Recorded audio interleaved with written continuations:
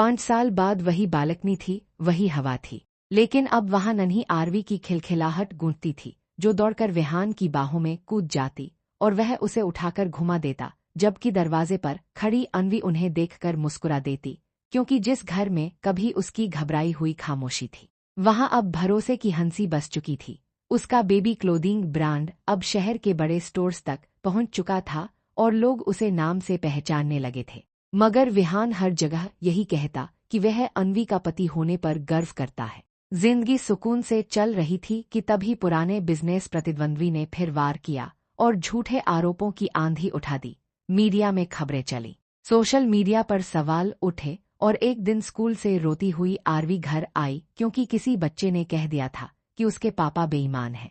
उस पल विहान की चुप्पी पहले से भारी थी, क्योंकि इस बार चोट उसके दिल पर नहीं बल्कि उसकी बेटी की मासूमियत पर लगी थी। रात को वह बालकनी में खड़ा दूर अंधेरे को देख रहा था और अन्वी चुपचाप उसके पास जाकर खड़ी हो गई। उसने बिना सवाल किए उसका हाथ थामा और धीरे से कहा, अभी कुछ मत कहो, क्योंकि इस बार उसे पता था कि मजबूत शब्दों से पहले मजबूत साथ की जरूरत है। अगले ही दिन अन्वी मीडिया के सामने आई। उसने पूरे आत्मविश्वास के साथ दस्तावेज और सच रखा और साफ कहा कि झूठ की उम्र छोटी होती है और सच देर से सही मगर सामने आता जरूर है।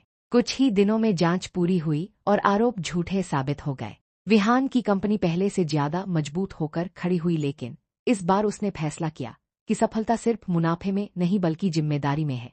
इसलिए उसने अपनी कमाई का एक हिस्सा जरूरतमंद बच्चों की पढ़ाई के लिए समर्पित कर दिया और अन्वी ने अपने ब्रांड के जरिए हर साल अनाथालयों में कपड़े दान करने की शुरुआत की। समय के साथ आरवी समझदार होती गई और एक शाम उसने मासूमियत से पूछा कि मम्मा, आप और पापा कभी डरते नहीं क्या?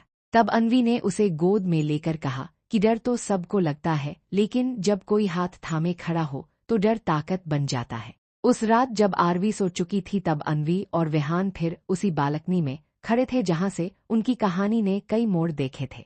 हवा हल्की थी और शहर की रोशनी दूर चमक रही थी। विहान ने मुस्कुराकर उसे अपनी ओर खींचा और फुसफुसाया, अभी कुछ मत कहो। और अन्वी हंस पड़ी, क्योंकि अब यह सिर्फ एक वाक्य नहीं था बल्कि उनकी पूरी यात्रा का सार था। पहली रात की घबराहट से लेकर संघर्षों की आंधी तक और फिर जीत की रोशनी तक उन्होंने सीखा था कि प्यार सिर्फ साथ रहने का नहीं बल्कि हर गिरावट में एक दूसरे को थामे रखने का नाम है। और उसी खामोशी में जहां कभी अनजानेपन की धड़कन थी, अब सुकून, सम्मान और उम्र भर का अटूट भरोसा बस चुका था। साल बीतते गए और आरवी अब 10 साल की हो चुकी थी, समझदार, तेज और अपने पापा की तरह आत्मविश्वासी। लेकिन एक दिन स्कूल से लौटते वक्त उसकी बस का एक्सीडेंट हो गया और पूरे शहर में खबर फैल गई। अन्वी के हाथ से फोन गिर गया। विहान मीटिंग छोड़कर सीधे अस्पताल पहुंचा। आईसीयू के बाहर की सफेद दीवारें जैसे सांस रोक रही थीं। डॉक्टर ने कहा कि हालत नाजुक है, लेकिन उम्मीद है। उस पल पहली बार विहान का साहस टूटता हुआ दिखाई दिया, क्योंकि उसने हमेशा हर लड़ाई जीती थी, मगर यहाँ वह बेबस खड़ा था। अन्वी ने उसकी ओर देखा और बिना आंसू बहाए उसका हाथ पकड़ लिया, क्योंकि उसे पता था कि इस वक्त टूटना नहीं है। घंटों की बेचैनी के बाद डॉक्टर बाहर आए और बोले कि खतरा टल गया है, लेकिन अगले 24 घंटे अहम है। उस रात दोनों अस्पताल की कुर्सियों पर बैठे रहे। याद करते रहे वह पहली रात जब सब कुछ अनजान था और आज जब सब कुछ दांव पर लगा था। सुबह जब आरवी ने हल्की सी आंखें खोलीं तो सबसे पहले उसने फुसफुसाकर कहा, पापा, और विहान की आंखों से आंसू बह निकले। उसने उसके माथे को चूमा और कहा, अभी कुछ मत कहो, तुम जल्दी ठीक हो जाओगी। उस हादसे ने उन्हें भीतर से बदल दिया। विहान ने फैसला किया कि वह अपने बिजनेस का बड़ा हिस्सा सुरक्षित हाथों में सौंपकर परिवार के साथ ज्यादा समय बिताएगा। अन्वी ने भी अपने ब्रांड की रफ्तार धीमी की, क्योंकि अब उन्हें समझ आ गया था कि सबसे बड़ी सफलता परिवार का साथ है।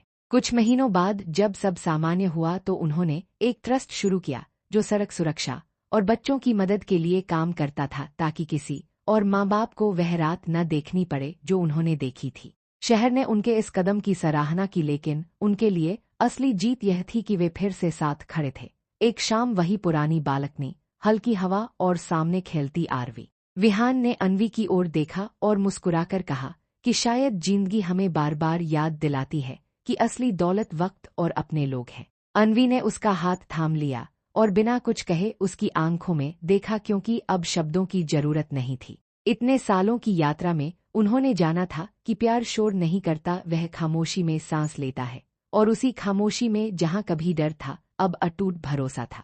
विहान ने धीरे से फिर वही कहा, अभी कुछ मत कहो, और अन्वी मुस्कुरा दी क्योंकि अब यह सिर्फ एक वाक्य नहीं बल्कि उनकी पूरी जिंदगी की पहचान बन चुका था। और इस बार वह खामोशी किसी अनजान शुरुआत की नहीं बल्कि एक साथ तय की गई लंबी, मजबूत और हमेशा साथ चलने वाली मंजिल की थी। अगर आपको ऐसी कहानी अच्छी लगती है तो आप YouTube चैनल को सब्सक्राइब कर ले।